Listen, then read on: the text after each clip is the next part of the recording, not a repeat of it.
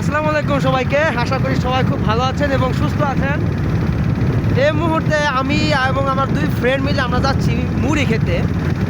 এর আগের একটা ভিডিও আপনারা দেখছেন যে আমরা শ্রীপুর থেকে আমরা আমরাই গিয়েছিলাম বিরিয়ানি খাওয়ার উদ্দেশ্যে, আর এখন আমরা আবার যাচ্ছি সে একই জায়গাতে মুড়ি ভর্তা খেতে। ঠিক আছে, এখন অনেকেই বলেন যে ছেলেদের এত মুড়ি ভর্তা খাওয়ার জন্য বা এই অনেকে বলে যে 10 টাকা চা খাওয়ার জন্য 20 টাকা খরচ করে তারা যায়। এটা যে একটা মজা সেটা আমি আপনাদের একটু শেয়ার করি। আপনারা দেখে থাকবেন যে গত কয়েকদিন আগের কথা, আমি আর আমার ফ্রেন্ড একটা পিঠা খাওয়ার একটা ভিডিও মেক করছিলাম। তো ওই সময় জুনায়েদ আইতে আসতে যাই, তো ওই পিঠা খাওয়ার সময় আমি এবং আমার ফ্রেন্ড জুনায়েদ সারা শ্রীপুর আমরা চৈশা বেড়াইছি রাত্রেবেলা। তো ঘোরার পরে আমাদের প্রচণ্ড জ্বর আসছিল এবং আমারও প্রচণ্ড জ্বর আসছিল এবং গলা ব্যথা, কিন্তু আজকে পুরো প্যাকেট হয়ে আসছি। শীতের পিছনে যে অবস্থা দেখতে পাচ্ছেন তার অবস্থা টাইট। আর এখন চলতেছে আপনার 22 ডিগ্রি সেলসিয়াস, আর আমরা এখন যাচ্ছি মুড়ি ভর্তা খেতে। আমি কথা বলতে পারতেছি না, কারণ আমার গত 2 দিন যাবৎ আমি কোনো ভিডিও মেক করতে পারি নাই, শুধুমাত্র এটা কারণে।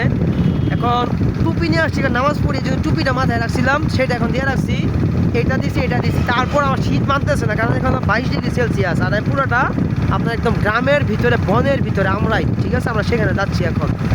তো এটা কেন বললাম যে ফ্রেন্ড সার্কেল যখন একসাথে আমরা হই, আমরা হুটহাট চলে যাই। আমি অলরেডি শুয়েছিলাম, আমার জ্বর আসছিল। ও যখন আমার বলছে যে আমি আবার যাইতেছি ওইদিকে, তুই যাবি কি না মুড়ি ভর্তা খাইতে? আমি বলছি ঠিক আছে, তুই রেডি হওয়া 15 মিনিট সময় দে, আমি আসতেছি। ঠিক আছে, তো এই 15 মিনিটের মধ্যে আমরা 3 বন্ধু মিলা এখন রেডি হয়ে গেছি। আমরা এখন যাচ্ছি আমরাই যাবো, মুড়ি ভর্তা খাবো, আবার ব্যাক করবো।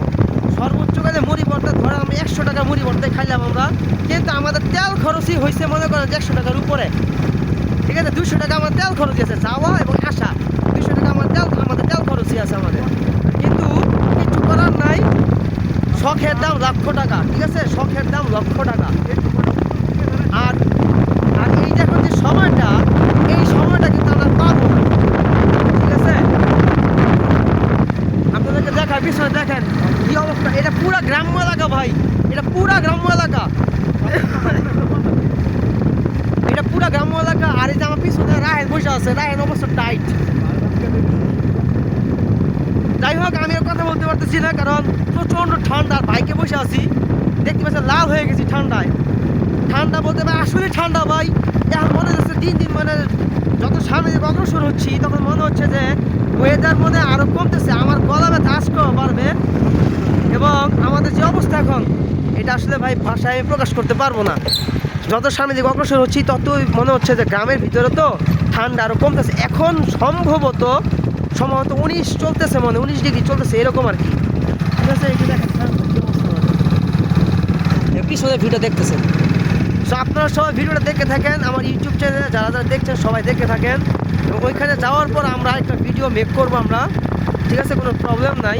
যারা এই মুহূর্তে ফেসবুক থেকে দেখছেন তাদের উদ্দেশ্যে বলি, আপনারা সবাই আমার ইউটিউব চ্যানেলটা সাবস্ক্রাইব করে দিবেন। আর আমাদের